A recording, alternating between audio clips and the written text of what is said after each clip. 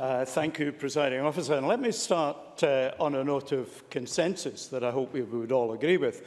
There isn't a party or a person in this chamber who is going to say we should scrap the NHS and have something different.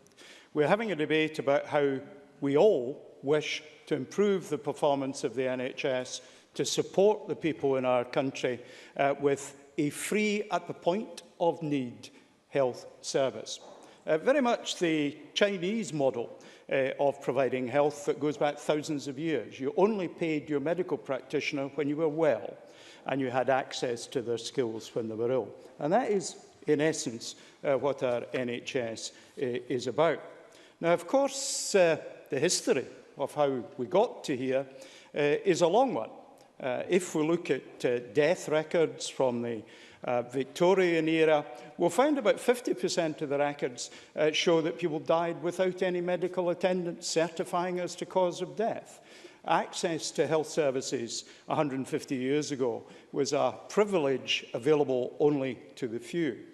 In 1911, Lloyd George introduced an old age pension for the first time, and that started to lay the basis of providing support to people who couldn't necessarily afford to provide it for themselves. My aunt Stewart registered as a nurse in 1923, a year after the establishment of the nursing register, and her sister the year later. In 1945, my father, at the rather elderly age of 41, graduated. I will, if you wish. Mr Finlay. Maybe every time he gives this speech, could he maybe alert Jackson Carlow and myself that we can leave, because we've heard it umpteen times. But I'm sure it'll entertain the new members. Mr Stevenson, a cruel intervention. Oh, I thought it was one of Mr Neil Finlay's kinder interventions. He is a man not known for his passivity in engaging with his opponents. And I welcome his hostility, as it is a clear indication that I'm on the right path. My father, who graduated MBCHB on the relatively advanced age of 41 in 1945, was a step in the road. And of course, that was before the establishment of the health service. He very much welcomed the establishment of the health service. He was the traditional old-style GP that we used to have in the 50s and 60s. The front room of the house was the surgery. There were no ancillary staff. His working hours were 7:30 in the morning until 9 o'clock at night. And the range of services he could provide and the skills he had were probably substantially less than a nurse practitioner in today's GP practices. So we've come on a very, very long way indeed. Indeed, when I worked as a nurse myself in 1964, the staffing levels we had were substantially worse than they are now. I remember one weekend when we used to work 13 hours a day, Saturday and Sunday, when there were only 2 of us on duty in the ward when there should have been 6. And that wasn't an uncommon occurrence. So things have got better, but they are yet to achieve perfection.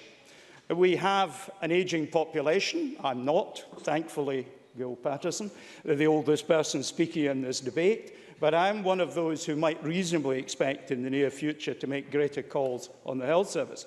I'm like many of my age group. I'm benefiting particularly from screening programmes, most recently in my case, and I know you all wanted to know this, the bowel screening programme.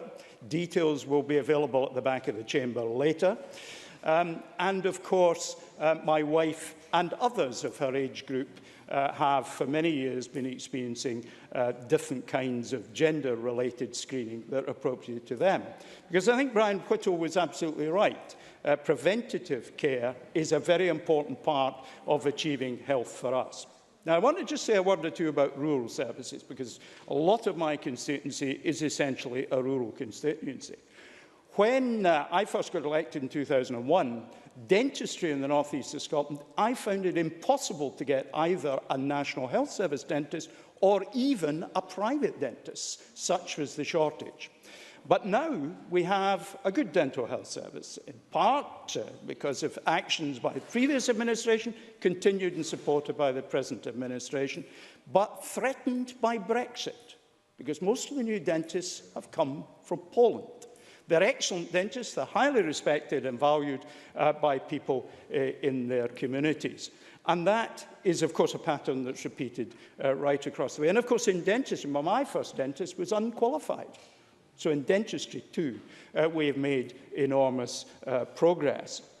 It's worth saying, Presiding Officer, too, that it's increasingly difficult to get GPs to work in rural practices. With many more GPs, but it is difficult to get them to work in GP practices in rural areas because the work's harder, it's more diverse, and it takes more time. So I very much welcome the support that has been given from Grampian Health Board and the government to them in looking for more GPs to work in rural areas. Particularly GPs in training, we've got training practices, they learn a lot and realise that living in a country location is both good for their personal health, their mental health, their physical health, but also an opportunity to support people in communities right across rural areas.